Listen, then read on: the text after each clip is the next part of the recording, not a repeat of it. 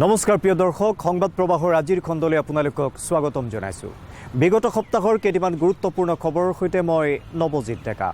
আজিৰ সংবাদ প্ৰবাহত আছে অসমৰ খালী হৈ থকা ৰাজ্যসভাৰ আসনখনৰ বাবে কেন্দ্ৰীয় মন্ত্ৰী সৰ্বানন্দ সোণোৱালৰ মনোনয়ন পত্ৰ দাখিল। বোকাখাটৰ ৰাজহুৱা খেলপথাৰত অসম চৰকাৰৰ 2479টা গড়ৰ খৰ্গ দাহন। 500ৰো অধিক মাটিৰ দালালক গ্ৰেপ্তাৰ অসম আৰক্ষীৰ।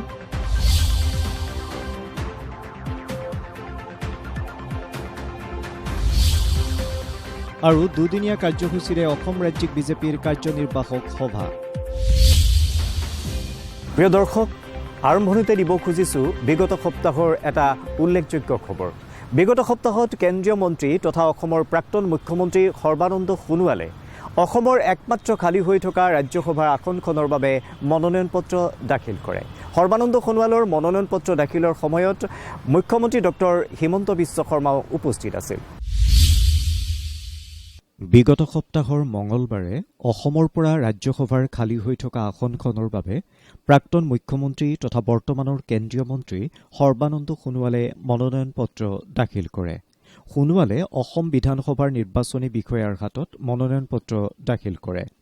সোণোৱালৰ মনোনয়ন পত্ৰ দাখিলৰ সময়ত তেওঁক সংগ দিয়ে মুখ্যমন্ত্ৰী ডক্টৰ হিমন্ত বিশ্ব শৰ্মা, ৰাজ্যিক বিজেপিৰ সভাপতি ভৱেশ কলিতা, অগপৰ সভাপতি অতুল বৰা, বিটিআৰৰ মুখ্য কাৰ্যবাহী সদস্য প্ৰমোদ বড়ো, অসম চৰকাৰৰ ভালেকেইগৰাকী মন্ত্ৰী বিধায়কেও। মনোনয়ন পত্ৰ দাখিলৰ পাছতে মুখ্যমন্ত্ৰী ডক্টৰ হিমন্ত বিশ্ব শৰ্মাই কয় যে ৰাজ্যিক বিজেপিয়ে সৰ্বানন্দ সোণোৱালক প্ৰাৰ্থী হিচাপে মনোনীত কৰিছে আৰু অগপ আৰু ইউপিপিএলে তাক সমৰ্থন কৰিছে। আৰু বিৰোধী দলসমূহেও কোনো প্ৰাৰ্থী থিয় নকৰোৱাত তেওঁ বিৰোধীকো ধন্যবাদ জ্ঞাপন কৰে। অসমৰ প্ৰাক্তন মুখ্যমন্ত্ৰী তথা কেন্দ্ৰীয় মন্ত্ৰী সৰ্বানন্দ সোণোৱাল ডাঙৰীয়াক ভাৰতীয় জনতা পাৰ্টীয়ে ৰাজ্যসভাৰ খালী থকা আসনখনৰ বাবে মনোনীত কৰিছে। অসম গণ পৰিষদ আৰু ইউপিপিএল দলে তেখেতৰ প্ৰাৰ্থিত্বক সমৰ্থন কৰিছে। আৰু বাতৰি কাকতত পঢ়া মতে বিৰোধী দলেও এই আসনখনত প্ৰাৰ্থী দিব বিচৰা নাই। মই বিৰোধী দলকো তেওঁলোকৰ সহযোগিতাৰ বাবে ধন্যবাদ জনাইছোঁ আৰু সোণোৱাল ডাঙৰীয়াকো অভিনন্দন জনাইছোঁ, যাতে তেখেতে সংসদৰ মজিয়াৰ পৰা আৰু কেন্দ্ৰীয় মন্ত্ৰীসভাৰ এগৰাকী সদস্য হিচাপে অসম আৰু উত্তৰ পূৰ্বৰ বিকাশৰ বাবে যাতে অৱদান আগবঢ়াই যাব পাৰে। আনহাতে কেন্দ্ৰীয় মন্ত্ৰী সৰ্বানন্দ সোণোৱালে ৰাষ্ট্ৰীয় আৰু ৰাজ্যিক নেতৃবৃন্দক কৃতজ্ঞতা জনাই কয় যে ৰাইজৰ স্বাৰ্থত কাম কৰি যাবলৈ তেওঁক মনোনীত কৰাত তেওঁ সকলোকে ধন্যবাদ জ্ঞাপন কৰে। উল্লেখযোগ্য যে অহা 4 অক্টোবৰত ৰাজ্যসভাৰ নিৰ্বাচনৰ ফলাফল ঘোষণা কৰা হ'ব। মনোনয়ন পত্ৰ দাখিলৰ পাছতে সৰ্বানন্দ সোণোৱালে ৰাজ্যিক বিজেপিৰ হেঙেৰাবাৰীস্থিত কাৰ্যালয়ত উপস্থিত হয়। মনোনয়ন পত্ৰ দাখিল কৰাৰ পাছত মই আমাৰ ভাৰতীয় জনতা পাৰ্টী অসম প্ৰদেশৰ কাৰ্যালয়লৈ আহিলোঁ। মাননীয় ৰাজ্যিক সভাপতি ভৱেশ কলিতা ডাঙৰীয়া আৰু ৰাজ্যিক সমিতিৰ সকলো জ্যেষ্ঠ বিষয়ববীয়া কাৰ্যকৰ্তাসকলৰ লগত বহি আমি আগন্তুক দিনত দলটোক অসমৰ বুকুত ভৱেশ কলিতা ডাঙৰীয়াৰ বলিষ্ঠ নেতৃত্বত গাঁৱে গাঁৱে চহৰে নগৰে প্ৰতিটো প্ৰান্তত প্ৰতিটো পৰিয়ালৰ বুকুৰ কুটুম হিচাপে গঢ় দিয়াৰ নিমিত্তে কাম কৰাৰ আমি সকলোৱে সংকল্প লৈছোঁ। আৰু আপোনালোকে জানে বৰ্তমান ভাৰতবৰ্ষৰ মাননীয় প্ৰধানমন্ত্ৰী নৰেন্দ্ৰ মোদী ডাঙৰীয়াই পৃথিৱীৰ আটাইতকৈ জনপ্ৰিয় নেতা হিচাপে স্বীকৃতি লাভ কৰিছে। গতিকে তেনে এগৰাকী মহান নেতাৰ নেতৃত্বত আমি ভাৰত মাতাক সেৱা কৰাৰ বাবে সুযোগ লাভ কৰিছোঁ। গতিকে আমি সকলোৱে সততা নিষ্ঠাৰে অসমৰ বুকুত কাম কৰি আমি ভাৰত মাতাক শক্তিশালী কৰাৰ নিমিত্তে আগন্তুক দিনত ঐক্যবদ্ধভাৱে আমি আগবাঢ়ি যাম। প্ৰিয় দৰ্শক, আমাৰ সমাজত বহুতৰে এতিয়াও এক ধাৰণা আছে যে গড়ৰ খৰ্গৰ এক ঔষধি গুণ আছে, যাৰ বাবে আন্তঃৰাষ্ট্ৰীয় পৰ্যায়ত গড়ৰ খৰ্গৰ এক চোৰাং বজাৰ গঢ়ি উঠিছে। প্ৰিয় দৰ্শক, এই গড়ৰ খৰ্গৰ এই যি অন্ধবিশ্বাস, মানুহৰ মনত থকা যি ভ্ৰান্ত ধাৰণা, এই ভ্ৰান্ত ধাৰণাৰ পৰা পৰিত্ৰাণ পাবলৈ অসম চৰকাৰে এক ব্যতিক্ৰমী পদক্ষেপ গ্ৰহণ কৰিছে বিগত সপ্তাহত। বোকাখাটৰ ৰাজহুৱা খেলপথাৰত 2479টা গড়ৰ খৰ্গ ৰাজহুৱাভাৱে তাক দাহ কৰা হয় আৰু এই অনুষ্ঠানত উপস্থিত আছিল মুখ্যমন্ত্ৰী ডক্টৰ হিমন্ত বিশ্ব শৰ্মা। সংবাদ প্ৰবাহত এইবাৰ দিব খুজিছোঁ এই গড়ৰ খৰ্গ দাহনৰ কিছু খবৰ। বিগত সপ্তাহৰ বুধবাৰে মুখ্যমন্ত্ৰী ডক্টৰ হিমন্ত বিশ্ব শৰ্মাৰ উপস্থিতিত বোকাখাট ৰাজহুৱা খেলপথাৰত বিশ্ব প্ৰসিদ্ধ এটা খৰ্গযুক্ত গড়ৰ 2479টা খৰ্গ দাহ কৰা হয়।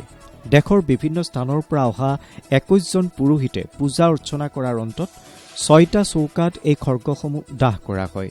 অনুষ্ঠানত অংশগ্ৰহণ কৰি মুখ্যমন্ত্ৰীয়ে কয় যে গড়ৰ খৰ্গৰ কোনো মূল্য নাই, জীয়াই থাকোঁতেহে গড়ক সুৰক্ষা দিয়াটো প্ৰধান কাম। গড়ৰ খৰ্গৰ কোনো ঔষধি গুণো নাই। লগতে মুখ্যমন্ত্ৰীগৰাকীয়ে উল্লেখ কৰে যে কাজিৰঙাত গড় সংৰক্ষণৰ মিউজিয়াম মুকলি কৰা হ'ব, য'ত বিশ্বৰ সৰ্ববৃহৎ গড়ৰ খৰ্গ সংৰক্ষণ কৰা হ'ব। এই অনুষ্ঠানত মন্ত্ৰী পৰিমল শুক্লবৈদ্য, অতুল বৰা আৰু কেশৱ মহন্ত উপস্থিত আছিল। আজিৰ দিনটো এটা অত্যন্ত ঐতিহাসিক দিন। আজি আমি সাহসেৰে এই গড়ৰ খৰ্গখিনি আমি জ্বলাই দিলোঁ, যাতে আমি মায়া আৰু মোহৰ পৰা আঁতৰি যাওঁ। আমি বুজি পাওঁ যে মৃত গড় আমাৰ সভ্যতা সংস্কৃতিৰ নিদৰ্শন নহয়, জীৱন্ত গড়হে আমাৰ সভ্যতা সংস্কৃতিৰ নিদৰ্শন। গড়ৰ খৰ্গৰ কোনো ঔষধি গুণ নাই, ইয়াক লৈ চোৰাং ব্যৱসায় কৰিব নালাগে। ভৱিষ্যতৰ গৱেষণা বা মানুহে চোৱাৰ বাবে আমি কিছু বস্তু সংগ্ৰহালয়ত ৰাখিব পাৰোঁ।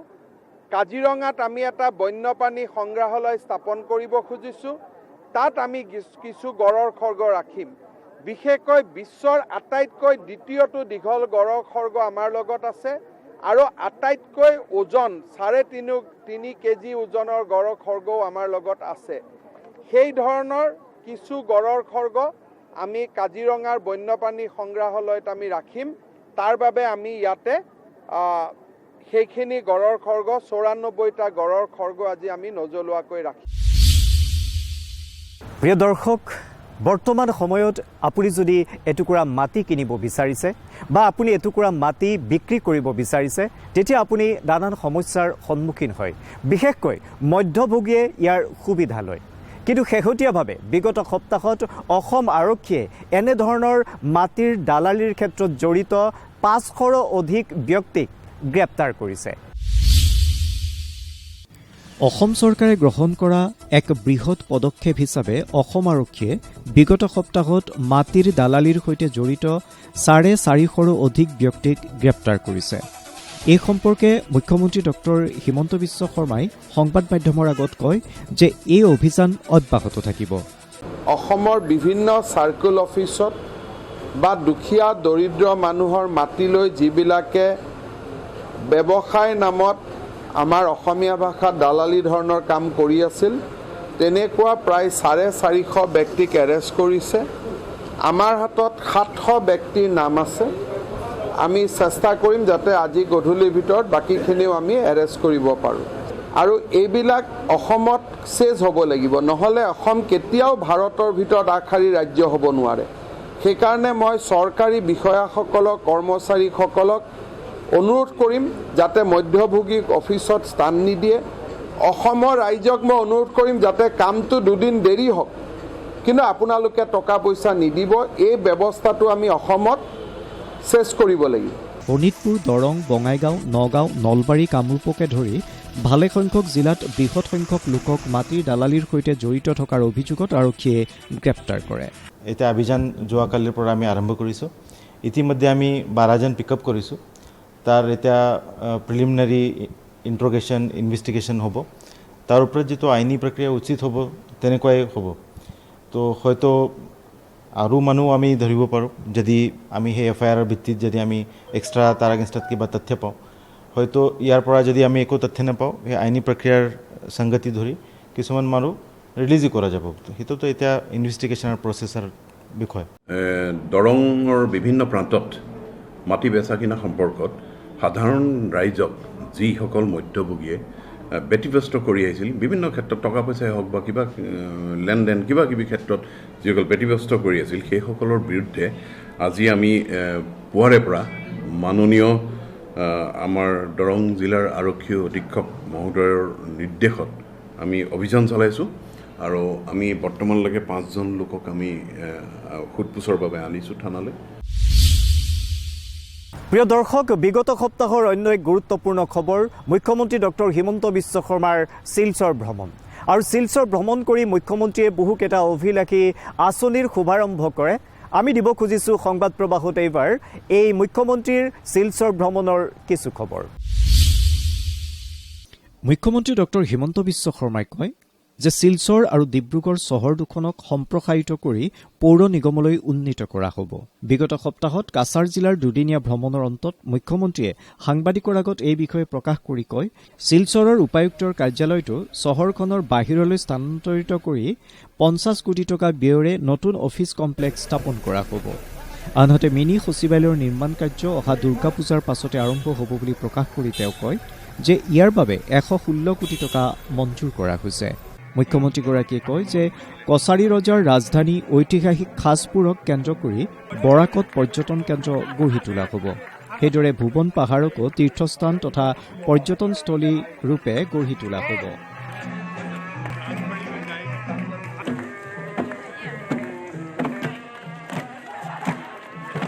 বৰাক ভেলীৰ ভিতৰতে ইয়াক আমি একটা টুৰিষ্ট ডেষ্টিনেশ্যন বনাম।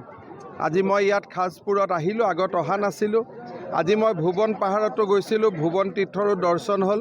বৰাক ভেলীত মই ইমান দিন আহিছোঁ, কেতিয়াও ভুৱন পাহাৰতো যোৱা নাছিলোঁ। ইমান ধুনীয়া শিৱ ভগৱান একদম নিজে বহি আছে গুহাৰ মাজত। ভুৱন তীৰ্থ পাহাৰকো আমি এটা বহুত ডাঙৰ টুৰিজিম ডেষ্টিনেশ্যন কৰিম। মুখ্যমন্ত্ৰীগৰাকীয়ে শিলচৰৰ শ্ৰীকোণাত উপস্থিত হৈ বৰাক উপত্যকাৰ মিনি সচিবালয় চৌহদৰ নিৰ্মাণ কাৰ্য পৰিদৰ্শন কৰে। পৰিদৰ্শনৰ পাছত তেওঁ সাংবাদিকৰ সৈতে হোৱা কথা বতৰাত কয় যে ৰাজ্য চৰকাৰে মিনি সচিবালয় নিৰ্মাণৰ বাবে ইতিমধ্যে 116 কোটি টকা আবণ্টন দিছে আৰু অহা 3 বছৰৰ ভিতৰত ইয়াৰ নিৰ্মাণ কাৰ্য সম্পূৰ্ণ হৈ উঠিব। মুখ্যমন্ত্ৰীয়ে শিলচৰ আইজল সংযোগী 306 নম্বৰ ৰাষ্ট্ৰীয় ঘাইপথ আৰু শিলচৰ কৰিমগঞ্জ সংযোগী 37 নম্বৰ ৰাষ্ট্ৰীয় ঘাইপথক সংযোগ কৰি নিৰ্মাণ কৰি থকা শিলচৰ বাইপাছো পৰিদৰ্শন কৰে। কাছাৰ জিলাত থকা সময়ত ঐতিহাসিক ভুৱন তীৰ্থ মই যোৱাৰ সুযোগ পাইছিলোঁ। ভুৱন তীৰ্থৰ কাঠামো উন্নয়নৰ বাবে ৰাজ্য চৰকাৰে পৰ্যটন বিভাগে 10 কোটি টকাৰ ইতিমধ্যে আঁচনি মঞ্জুৰ কৰিছে আৰু ধলাইৰ পৰা যাতে ভুৱন তীৰ্থলৈ ৰাস্তাত আমি গাড়ী লৈ যাব পাৰোঁ, তাৰ বাবে মই লোক নিৰ্মাণ বিভাগক এটা এষ্টিমেট বনাব কৈছোঁ। সেই এষ্টিমেটত যিমান টকা আহে আমি অনুমোদন কৰিম, যাতে নেক্সট 2 ইয়াৰ্ছত আমি এটা অল ৱেডাৰ ৰোড ভুৱন তীৰ্থলৈ যাব পৰা আমি পাব পাৰোঁ। আৰু এবাৰ যেতিয়া ৰাস্তা হৈ যাব, তাতে আমি ফাৰ্ডাৰ ডেভেলপমেণ্টৰ কাম আমি হাতত ল'ম। প্ৰিয় দৰ্শক, বিগত সপ্তাহৰ অন্য এক গুৰুত্বপূৰ্ণ খবৰ হ'ল বিজেপিৰ ৰাজ্যিক সমিতিৰ এখন কাৰ্যনিৰ্বাহক সভা অনুষ্ঠিত হৈ উত্তৰ গুৱাহাটীৰ আনন্দৰাম বৰুৱা ক্ষেত্ৰত। দুদিনীয়াকৈ অনুষ্ঠিত এই কাৰ্যনিৰ্বাহকত কেইবাটাও গুৰুত্বপূৰ্ণ সিদ্ধান্ত গ্ৰহণ কৰা হয়। বিশেষকৈ আহিবলগীয়া যি উপনিৰ্বাচন, এই উপনিৰ্বাচনৰ কেনেকুৱা ৰণনীতি হ'ব সেই সম্পৰ্কে বিশদভাৱে আলোচনা কৰা হয়। আৰু মুখ্যমন্ত্ৰী ডক্টৰ হিমন্ত বিশ্ব শৰ্মাই এই কাৰ্যনিৰ্বাহক সভাত কেইবাটাও গুৰুত্বপূৰ্ণ কথাও উল্লেখ কৰে। সংবাদ প্ৰবাহত এইবাৰ দিব খুজিছোঁ এই কাৰ্যনিৰ্বাহকৰ কিছু খবৰ। বিগত সপ্তাহৰ বুধবাৰ আৰু বৃহস্পতিবাৰে দুদিনীয়াকৈ অনুষ্ঠিত হয় ৰাজ্যিক বিজেপিৰ কাৰ্যনিৰ্বাহক সভা। উত্তৰ গুৱাহাটীৰ আনন্দৰাম বৰুৱা ক্ষেত্ৰত অনুষ্ঠিত এই সভাত সভাপতিত্ব কৰে ৰাজ্যিক বিজেপিৰ সভাপতি ভৱেশ কলিতাই। সভাত উপস্থিত থাকে মুখ্যমন্ত্ৰী ডক্টৰ হিমন্ত বিশ্ব শৰ্মা, কেন্দ্ৰীয় মন্ত্ৰী সৰ্বানন্দ সোণোৱাল, অসম প্ৰভাৰী বৈজয়ন্ত পাণ্ডা, সাংসদ দিলীপ শইকীয়া, ৰামেশ্বৰ তেলীকে ধৰি মন্ত্ৰী, বিধায়ক আৰু বিষয়ববীয়াসকল। দ্বিতীয় দিনাৰ কাৰ্যসূচীত পুৱাৰ ভাগত মন্ত্ৰী, বিধায়ক, সাংসদ আৰু জিলা সম্পাদকসকলৰ মুখ্যমন্ত্ৰী আৰু ৰাষ্ট্ৰীয় সাধাৰণ সম্পাদকৰ এক বৈঠক অনুষ্ঠিত হয়। বৈঠকত আগন্তুক উপনিৰ্বাচনৰ ৰণনীতি সম্পৰ্কে বিতং আলোচনা কৰা হয়। পিছত মুখ্যমন্ত্ৰী ডক্টৰ হিমন্ত বিশ্ব শৰ্মাই প্ৰাক্তন প্ৰধানমন্ত্ৰী অটল বিহাৰী বাজপেয়ীৰ ভাষণৰ এক সংকলন বিশিষ্ট লেখক ৰূপেশ্বৰ তালুকদাৰে লিখি উলিওৱা সুগন্ধি ফুল শীৰ্ষক গ্ৰন্থখনি উন্মোচন কৰে। সামৰণি দিনাৰ অনুষ্ঠানত মুখ্যমন্ত্ৰী ডক্টৰ হিমন্ত বিশ্ব শৰ্মাই ভাষণ ভাৰতীয় ৰাখে। জনতা পাৰ্টি এটা ৰাজনৈতিক দল নহয়। ভাৰতীয় জনতা পাৰ্টি চৰকাৰ আৰু ক্ষমতাৰ কাৰণে সংগঠিত হোৱা এছাম লোকৰ এক সমষ্টিও নহয়। ভাৰতবৰ্ষক বিশ্বৰ বুকুত এক পৰম বৈভৱশালী ৰাষ্ট্ৰ হিচাপে নিৰ্মাণ কৰি সৰ্বজনৰ সমগ্ৰ মানৱ জাতিৰ কল্যাণৰ বাবে চিন্তা কৰা ভাৰতীয় জনতা পাৰ্টি এক ৰাষ্ট্ৰ আৰু মানৱ জাতিৰ বাবে উৎসৰ্গিত এটা ৰাজনৈতিক সত্তা। প্ৰিয় দৰ্শক, সংবাদ প্ৰবাহত এইবাৰ দিব খুজিছো অন্য দুটিমান গুৰুত্বপূৰ্ণ খবৰ। বিগত সপ্তাহৰ মঙলবাৰে অমৃত মহোৎসৱ উপলক্ষে অসম চৰকাৰৰ উদ্যোগ আৰু বাণিজ্য বিভাগৰ উদ্যোগত গুৱাহাটী শ্ৰীমন্ত শংকৰদেৱ কলাক্ষেত্ৰৰ মাধৱদেৱ আন্তৰ্জাতিক প্ৰেক্ষাগৃহত বাণিজ্য উৎসৱ শীৰ্ষক এখন মেগা ৰপ্তানি সন্মিলন অনুষ্ঠিত হয়। এই সন্মিলন আনুষ্ঠানিকভাৱে উদ্বোধন কৰে উদ্যোগ আৰু বাণিজ্য মন্ত্ৰী চন্দ্ৰমোহন পাটোৱাৰীয়ে। বৈদেশিক বাণিজ্য মন্ত্ৰালয় আৰু টি বোৰ্ড অৱ ইণ্ডিয়াৰ সহযোগত দুদিনীয়া কাৰ্যসূচীৰে অনুষ্ঠিত সন্মিলনখনত ভাষণ দি মন্ত্ৰী পাটোৱাৰীয়ে কয় যে দক্ষিণ পূব এছিয়াৰ ৮০ কোটি মানুহৰ লগত অসমে এতিয়া বেপাৰ বাণিজ্য কৰিব পৰা হৈছে। অসম চৰকাৰে বিমান বন্দৰৰ কাষতে এটা টাৰ্গো ৱেৰ হাউচ নিৰ্মাণ কৰিছে। অনুষ্ঠানত সাংসদ কামাখ্যা প্ৰসাদ তাছাও উপস্থিত আছিল। আৰম্ভ হৈছে, এতিয়া অসমৰ পৰা এক্সপৰ্ট হ'বলৈ আৰম্ভ কৰিছে আৰু এই এক্সপৰ্টৰ জৰিয়তে আমাৰ ৰাইজে উপকৃত হ'ব আৰু ৰাজ্যখনৰ অৰ্থনৈতিকভাৱে উন্নতি হ'ব আৰু ৰাজ্যখনৰ বহুতখিনি নাম হ'ব। আৰু তাৰোপৰি আগতে কাষ্টম ক্লিয়াৰেঞ্চ আমাৰ কেলকাতা বা দিল্লীত হ'ব লাগিছিল, এতিয়া কাষ্টম ক্লিয়াৰেঞ্চ আমাৰ গুৱাহাটীতে হয়, কাষ্টম অফিচাৰ আছে। গতিকে সেই হিচাপত এক্সপৰ্ট প্ৰমোচনৰ কাৰণে আমি সকলোখিনি সুবিধা আমি কৰিছোঁ। স্পাইচ জেটৰ লগত আমি কথা পাতিছোঁ, তেওঁলোকৰ লগত আমাৰ কথা বতৰা হৈছে আৰু স্পাইচ জেটে গোটেইখিনি এক্সপৰ্টৰ দায়িত্ব লৈছে। গতিকে আমাৰ খেতিয়কসকলে এতিয়া দাম পাইছে বস্তু আৰু এতিয়া যিখিনি ইয়াতে উৎপাদন কৰিছে আপোনালোকে দেখিছে সুন্দৰ আৰু সকলোৱে প্ৰত্যেকখন দোকানতে আপুনি সুধিলে গম পাব যে সকলোৱে এক্সপৰ্ট কৰিছে। গতিকে এই যে পৰিৱেশটো এক্সপৰ্ট কৰা পৰিৱেশটো অসমত গঢ়ি উঠিছে, গতিকে এইটোৱে অসমৰ অৰ্থনৈতিক উন্নয়নৰ ক্ষেত্ৰত অসমত বহুত সহায় হ'ব। বিগত সপ্তাহত জনপ্ৰিয় কণ্ঠশিল্পী প্ৰয়াত জয়ন্ত হাজৰিকাৰ ৭৮ সংখ্যক জন্মদিনত শিল্পীগৰাকীৰ গুণমুগ্ধসকলে তেওঁক শ্ৰদ্ধাৰে সোঁৱৰণ কৰিছে। গুৱাহাটীতো সুৰবাহিনী সাংস্কৃতিক গোষ্ঠীৰ উদ্যোগত চানমাৰীত শিল্পীগৰাকীৰ স্মৃতিত নিৰ্মিত উদ্যানত শ্ৰদ্ধাঞ্জলি অনুষ্ঠানৰ আয়োজন কৰা হয়। শিল্পীগৰাকীৰ পূৰ্ণা অৱয়ব মূৰ্তিত মাল্যাৰ্পণ আৰু বন্তি প্ৰজ্বলনেৰে তেওঁৰ পত্নী মনীষা হাজৰিকা, পুত্ৰ ময়ূখ হাজৰিকা, শিশু সাহিত্যিক ঋষিকেশ গোস্বামীৰ লগতে ভালেসংখ্যক গুণমুগ্ধই শ্ৰদ্ধা নিবেদন কৰে। অনুষ্ঠানত কণ্ঠশিল্পী জে পি দাস আৰু ভালেসংখ্যক কলা কুশলী উপস্থিত আছিল।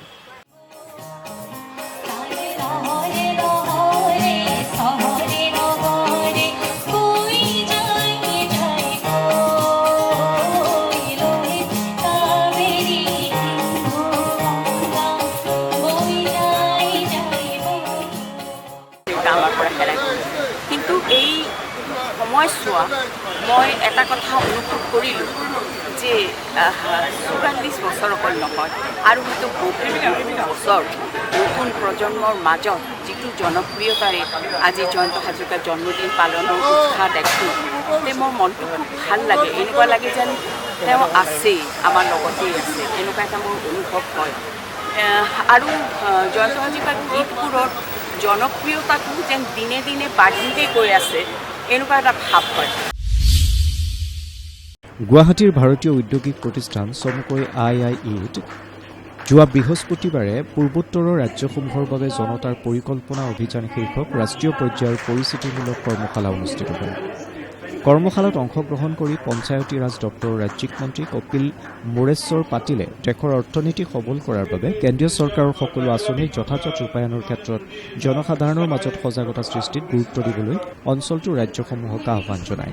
তেওঁ কয় যে এই আঁচনিসমূহৰ জৰিয়তে পূৰ্বোত্তৰৰ সকলো গাঁৱৰ বিকাশ সাধন কৰাৰ বাবে কেন্দ্ৰই লক্ষ্য লৈছে। আলোচনা চক্ৰত পঞ্চায়তী ৰাজ মন্ত্ৰালয়ৰ যুটীয়া সচিব ৰেখা যাদৱ আৰু অসম চৰকাৰৰ পঞ্চায়ত তথা গ্ৰামোন্নয়ন বিভাগৰ সচিব মুনীন্দ্ৰ শৰ্মাও উপস্থিত আছিল। মন্ত্ৰী পাটিলে অঞ্চলটোৰ ৮খন ৰাজ্যৰ গ্ৰামোন্নয়ন কাৰ্যসূচী ৰূপায়ণৰ পৰ্যালোচনা কৰে।